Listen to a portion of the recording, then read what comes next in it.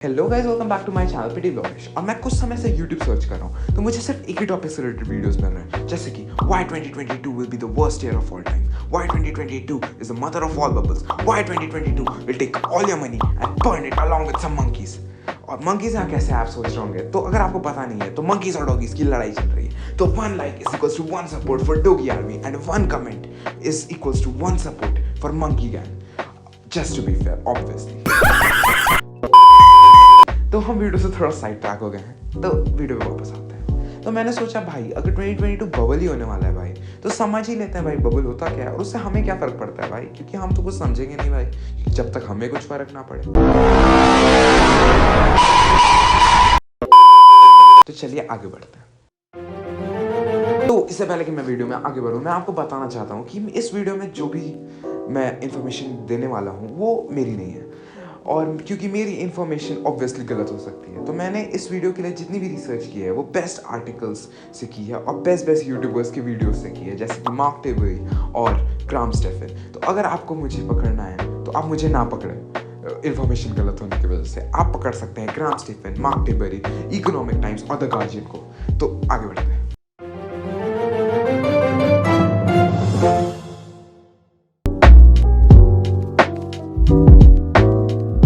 Economic bubble हम ऐसे cycle को कहते हैं जिसमें किसी भी एसेट की प्राइस उसके वैल्यू से ज़्यादा तेज़ी से बढ़ने लगे और अचानक से उसकी प्राइस वापस गिर जाए अपने एक्चुअल प्राइस पे आने के लिए। तो जब ये प्राइस बढ़ रही होती है तो हम इसे बबल कहते हैं, और जैसे ही ये प्राइस वापस गिर के अपने एक्चुअल उस पर आ जाती है तो हम इसे बबल बर्स्ट कहते हैं। पता है आपको कुछ समझ नहीं आया होगा, और मेरी एक्सप्लेनेशन से तो बिल्कुल भी नहीं। तो एक एग्जाम्पल से समझते हैं। तो मान लीजिए कि मैंने 100 रुपये प्याज खरीदा, क्योंकि 2019 में जहाँ तक मुझे याद है प्याज की प्राइस कुछ ज़्यादा ही बढ़ गई थी। तो मैंने 100 रुपये के प्याज खरीदे जब प्राइस बढ़ रही थी प्याज की। तो मैं अकेला नहीं हूँ जिसके पास ये दिमाग आया होगा कि मैं प्याज खरीद लूँगा और उसके बाद उसकी प्राइस बढ़ जाएगी और मैं उसे बेच दूँगा मार्केट में। तो मेरे ही तरह कई लोगों ने 100 रुपये पर केजी के हिसाब से प्याज खरीदना शुरू किया, और जैसे ही उसकी डिमांड और ज़्यादा बढ़ गई तो सप्लाई तो ऑब्वियसली कम थी उस टाइम पे, क्योंकि बारिश हो गई थी कुछ रीजन्स में जिसकी वजह से प्याज की फसल बर्बाद हो गई थी।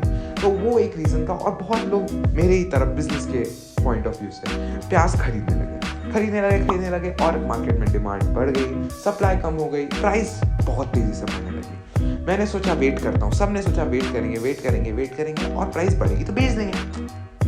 तो जैसे ही प्राइस बढ़ी मैंने सोचा और थोड़ा वेट करता हूँ, उससे प्राइस और ज़्यादा मिलेगी। लेकिन तभी गवर्नमेंट ने सोचा कि भाई इसे रोकना पड़ेगा, भाई प्याज की कीमत वापस लानी पड़ेगी, लोग बहुत गाली दे रहे हैं। तो गवर्नमेंट ने इंपोर्ट ड्यूटीज़ कम कर दी प्याज पे, और उसकी वजह से फॉरेन गुड्स इंडिया में सस्ते में आने लगे और प्राइस वापस से सही जगह पे आने लगी एक्चुअल वैल्यू पे। तो तब मैंने सोचा, जब 100 रुपये हिट किया तो मैंने सोचा भाई कि अब तो भाई बेचना पड़ेगा, भाई लॉस हो जाएगा नहीं तो मैंने बेचना शुरू किया। इसी तरह से मेरे ही तरह सबको ने बेचना शुरू कर दिया, सब बेचना शुरू किया और प्याज की वापस से डिमांड कम हो गई और बहुत ज़्यादा ही सप्लाई हो गई, क्योंकि हम जैसे होल्डर जिन्होंने प्याज रखे हुए थे अपने पास, वो अचानक से पैनिक में बेच दिया और उसकी वजह से उसकी प्राइस और घट गई। और जब इस प्राइस घटी प्याज की तो इसे हम इकोनॉमिक बर्स्ट बोल सकते हैं, not economic burst, bubble burst कह सकते हैं। और जब इसकी प्राइस बढ़ रही थी हमारे वजह से, गवर्नमेंट की वजह से नहीं,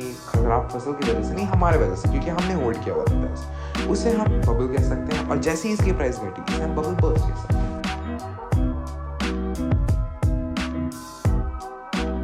तो हिस्ट्री में बबल्स कई सेंचुरीज पहले से एग्जिस्ट करते हैं। तो मैंने रिसर्च किया और मुझे पता चला जो पहला बबल्स था वो अराउंड 1600s के बीच आया था डेनमार्क में, जिसे हम ट्यूलिप मेनिया या ट्यूलिप बबल भी कहते हैं। तो ये बबल्स की हिस्ट्री बहुत पुरानी है, और कुछ लेटेस्ट बबल्स जो सबसे बड़े बबल्स हैं लेटेस्ट, उनमें मैं कह सकता हूँ .com बबल, जो कि 2000s में आया था।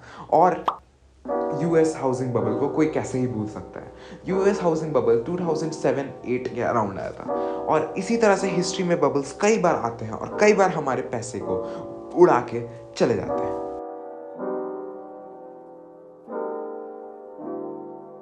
जैसा कि आपने सुना ही होगा, नए ऐप्स जैसे कि ग्रो, अपस्टॉक्स बहुत सारे नए इन्वेस्टर्स को अट्रैक्ट कर रहे हैं, क्योंकि इन ऐप्स ने इन्वेस्टिंग इतनी ईजी बना दी है, जो कि एक अच्छी बात है हमारे कंट्री ऑन ओवरऑल के लिए।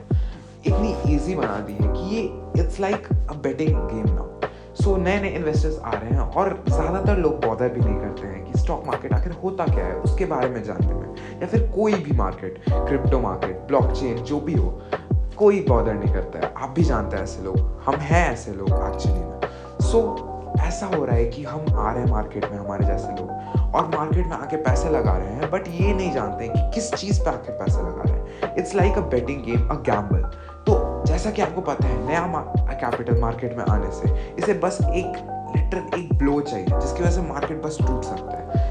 एक पैनिक सिचुएशन और ये सारा मार्केट नीचे आ जाएगा वापस उसी प्राइस पे, जो प्राइस अभी बहुत ऊंचा है नए इन्वेस्टर्स के आने की वजह से। एक और रीजन जिसकी वजह से ये ब्लो साबित हो सकता है पिछले रीजन के लिए, ये है नया कोविड का वेरिएंट। तो आपको पता ही होगा, नया वेरिएंट जो कि जिसका नाम है ओमिक्रॉन वेरिएंट। सो ये हिट कर चुका है इंडिया में। ऑलमोस्ट 200 केसेस फाउंड हो चुके हैं at the time of recording, और ये वेरिएंट कुछ ज़्यादा ही तेज़ी से फैलना शुरू कर चुका है। अगर आप यूके का ग्राफ देखेंगे तो वहाँ पे केसेस लिटरली एक्सपोनेंशियली बढ़ रहे हैं। वहाँ पे केसेस अभी इतने बढ़ रहे हैं जितना एक्चुअल जब कोविड हिट किया था वहाँ पे उससे भी ज़्यादा। तो ये एक पैनिक कॉज कर सकता है, जैसा कि पिछले बार हुआ था कोविड के आने पे। और जैसा कि आप देख रहे हैं, ट्रैवल स्टॉक्स जैसे कि इंटरग्लोब एविएशन और बाकी सारे स्टॉक्स भी ऑलरेडी ट्रैवल स्टॉक्स रिलेटेड सब गिरना शुरू कर चुके हैं, जस्ट बिकॉज ऑफ पैनिक। अगर कुछ ना भी हो तो सिर्फ पैनिक की वजह से भी मार्केट क्रैश कर सकता है कि भाई धरती खत्म हो रही है, भाई पैसे वापस निकाल लो। सब अगर साथ बेचना शुरू किया तो फिर से ये बबल बर्स्ट हो जाएगा और सारे पैसे डूब जाएंगे। एक और रीजन जो कि पोटेंशियल रीजन हो सकता है यहाँ के बबल्स के लिए नहीं, बट बाहर कंट्रीज के बबल्स के लिए, और जैसा कि आपको पता है कि हमारी इकोनॉमी काफ़ी हद तक डिपेंडेंट है यूएस इकोनॉमी से भी। अगर आपको समझ नहीं आया तो मैं एक वीडियो नीचे लिंक कर दूंगा जो आप देख सकते हैं कि जानने के लिए कि कैसे हमारी इकोनॉमी उनके इकोनॉमी से रिलेटेड है। तो एक बहुत ही खतरनाक बबल जो उन लोगों ने स्पॉट किया वो था electronic vehicle bubble. So electronic vehicle bubble is the growing of price just because companies electronic vehicles construct कर रहे हैं। टेस्ला जो है वो बहुत ज़्यादा ही ओवर वैल्यूड है, ऐसा मैं नहीं कह रहा, बहुत सारे लोगों ने कहा है। मान लो भाई, बहुत सारे लोगों ने कहा है, नहीं मान रहे, जहाँ वो नीचे वीडियो रखा है, नीचे वीडियो मैं लिंक कर दे रहा हूँ, तो ये वो आपको बताएंगे कि टेस्ला बहुत ज़्यादा ही ओवर वैल्यूड है जस्ट बिकॉज कि वो इलेक्ट्रॉनिक व्हीकल्स बेच रहे हैं। और एक और इस यही नहीं, जीएम जो कंपनी जनरल मोटर्स आप जानते ही होंगे, जीएम ने एक इलेक्ट्रॉनिक व्हीकल लॉन्च किया जिसके वजह से उसकी स्टॉक प्राइस बढ़ने लगी। सिर्फ उन्होंने लॉन्च किया, अब तक ₹1 प्रॉफिट नहीं कमाया उससे, बट सिर्फ लॉन्च से उसकी प्राइस बढ़ने लगी। इसी तरह से फोर्ड की भी प्राइस सिर्फ एक इलेक्ट्रॉनिक व्हीकल लॉन्च से बढ़ने लगी। इसी तरह से एक और कंपनी है जिसका नाम है रिवियन इलेक्ट्रॉनिक्स, जो कि एक इलेक्ट्रॉनिक व्हीकल कंपनी है जो आई अपनी मार्केट में, और जस्ट बिकॉज कि वो इलेक्ट्रॉनिक व्हीकल कंपनी थी उसकी प्राइस बढ़ने लगी। उसके बाद अमेजॉन ने 1000 डिलीवरी ट्रक्स का ऑर्डर दिया रिवियन को। रिवियन कंपनी को जैसे ही 1000 ट्रक्स का ऑर्डर मिला अमेजॉन से, उसकी प्राइस और तेज़ी से बढ़ने लगी और वो $3 बिलियन के मार्केट कैप पे पहुंच गई। और ये सब हो रहा था तब जब रिवियन ने अब तक एक भी कार नहीं बेचे थे, यहाँ तक कि उन्होंने पहली कार की डिलीवरी कुछ महीनों पहले की है। तो ये एक पोटेंशियल बबल हो सकता है, इलेक्ट्रॉनिक व्हीकल बबल। सो इस बबल से बच के रहना चाहिए। तो ये थोड़ा ज़्यादा ही बड़ा पार्ट हो गया, तो आगे बढ़ते हैं।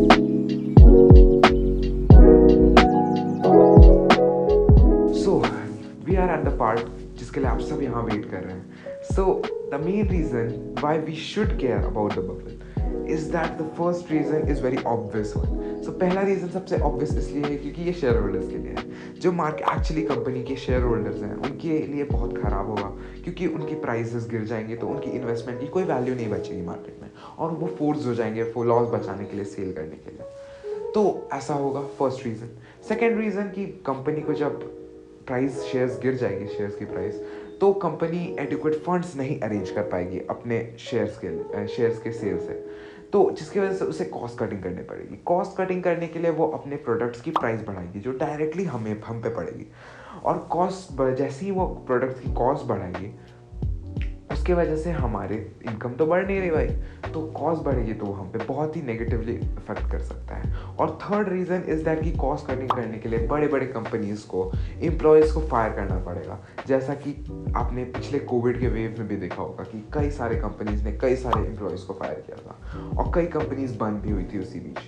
तो एक बहुत ही बुरा होगा टाइम होगा वो अगर बबल बर्स्ट होता है तो। और ऐसा अगर आप सोच के बैठें कि बबल बर्स्ट होगा, हम स्टूडेंट्स हैं, हमें कोई फ़र्क नहीं पड़ेगा, तो ऐसा बिल्कुल नहीं है, हमें बहुत ही बुरी तरीके से फ़र्क पड़ेगा। तो हम ये वीडियो कंप्लीट कर चुके हैं। तो मुझे लगता है कि ये बबल बहुत ही बुरा होगा इकोनॉमी के लिए। और जैसा कि आप जानते ही होंगे कि मार्केट अभी बहुत अच्छा परफॉर्म कर रहा है इंडिया का। कोविड के बाद बहुत ही बुरी हालत हुई थी इंडिया की, बट अभी इंडिया की इकोनॉमी बहुत ही सुधर चुकी है। तो एक अचानक से अब इस टाइम पे एक और बबल बहुत ही ख़राब होगा और इकोनॉमी को बहुत ही बुरा असर पड़ेगा। तो इस वीडियो को तो मैं यहीं एंड कर रहा हूँ, बट अगर आप ऐसे वीडियोस और देखना चाहते हैं तो नीचे कमेंट करिए। और अगर आपको इस टॉपिक के बारे में और जानना है तो मैं बहुत सारे वीडियोस नीचे यूट्यूब के डिस्क्रिप्शन में लिंक कर रहा हूँ। तो उन चैनल्स में मुझसे कुछ ज़्यादा ही क्वालिफाइड यूट्यूबर्स ने कई बड़े बड़े वीडियोस बनाए हैं, तो आप उन्हें देख सकते हैं और उनसे समझ सकते हैं कि एक्चुअली में क्या इम्पैक्ट होगा, कौन से बबल्स हैं हिस्ट्री में, और बहुत ही सारे वीडियोस। तो अगर आपको वीडियो अच्छा लगा तो नीचे लाइक करिए, कमेंट करने मैंने बोल ही चुका है। और भाई अगर आप और वीडियो देखना चाहिए तो कमेंट ज़रूर करिए। एक कोट था जो ग्राहम स्टीफन के एक वीडियो से मुझे मिला था, जो कि बहुत ही अच्छा कोट लगा मुझे, कि market will remain irrational longer than you remain solvent. So इसी कोट के साथ हम वीडियो एंड करते हैं। Bye bye and see you again in the next video. Hey guys, hope you like the video. So it's already Friday today and the video was scheduled, as you know, on Thursday. But this video took a hell of a lot of research, article readings and video watching. So it took a lot of time and that's why the video got a little delayed. And at the meantime, when I was starting to edit the video, my PC ran into some problem. And now I am downloading Adobe Premiere Pro again, which is still downloading, as you can see here. So I will try my best to post this video today, which is on Friday night till 9 or 10. So hope you like the video and see you again in the next vlog.